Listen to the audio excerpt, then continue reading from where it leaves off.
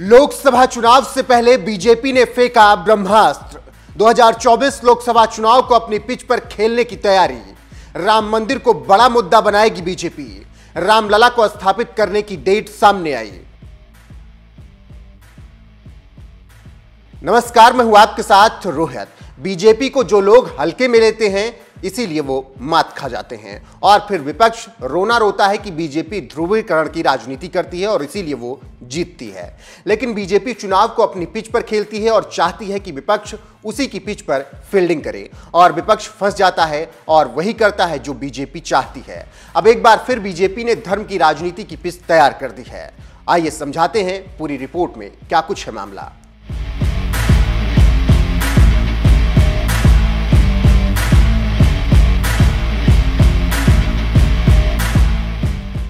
दरअसल 2024 आने में अभी समय है, लेकिन बीजेपी जिन कैडर से अपने आप को मजबूत बनाती है वो कैडर ने काम करना शुरू कर दिया है। पहले आरएसएस ने गुड़गांव में यादवों के बड़े नेताओं मुलायम सिंह यादव और शरद यादव को श्रद्धांजलि दी और संदेश पहुंचाया कि बीजेपी और आरएसएस ओबीसी के खिलाफ नहीं है और यादवों को तो बिल्कुल खिलाफ नहीं है और इसीलिए हम सर्व संभाव को तरजीह देते हैं। ऐसे में अगर यादव आरएसएस से जुड़ते हैं तो उनका फायदा ही होता है, नुकसान नहीं। इस संदेश को यादव बेल्ट में बीजेपी के कार्यकर्ता जोर शोर से उठा रहे हैं और पहुंचा रहे हैं।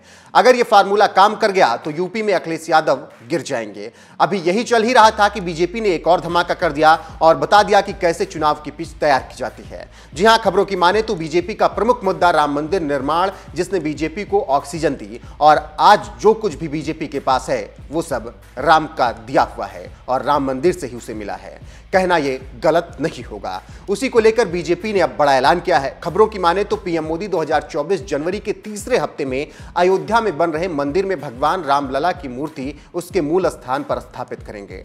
राम मंदिर के निर्माण और प्रबंधन के लिए स्थापित श्री राम जन्मभूमि तीर्थ क्षेत्र के कोषाध्यक्ष स्वामी गोविंद देवगिरी महाराज ने बुधवार को यह जानकारी दी। बस इसी ऐलान से राजनीतिक गलियारे में हलचल है और हर तरफ लोकसभा चुनाव से इसे देखा जा रहा है और कहा जा रहा है कि बीजेपी राम मंदिर निर्माण को ही लोकसभा में मुद्दा बनाएगी और जीत हासिल करने की कोशिश करेगी। वहीं कोषाध्यक्ष की माने तो राम मंदिर निर्माण का कार्य जोर शोर से चल रहा है और लग रहा है कि काम लोकसभा चुनाव से पहले खत्म हो जाएगा।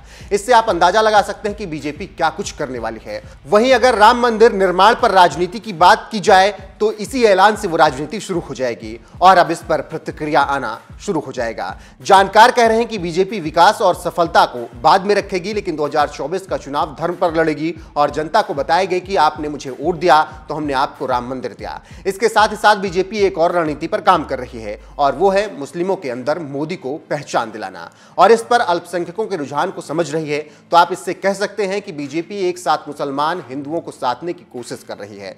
वहीं विपक्ष अपनी गहरी निंद्रा में है और वो तब जागेगा जब सब कुछ बीजेपी अपने पाले में कर चुकी होगी। इसे आप इस तरह से समझ सकते हैं कि बीजेपी हमेशा चुनावी मिशन मोड में रहती है और ये उसके लिए हमेशा फायदेमंद होता रहा, क्योंकि अपने मुद्दों पर बीजेपी मीडिया और सोशल मीडिया पर बहस करा देती है और एक माहौल को वो पैदा करती है और विपक्ष इस वक्त सोया रहता है और ये महारत सिर्फ बीजेपी के अंदर है कि उसे कैसे अपनी रणनीति बनानी है, क्योंकि बीजेपी राजनीति करना जानती है और इसीलिए बीजेपी को चुनावी पार्टी भी कहा जाता है।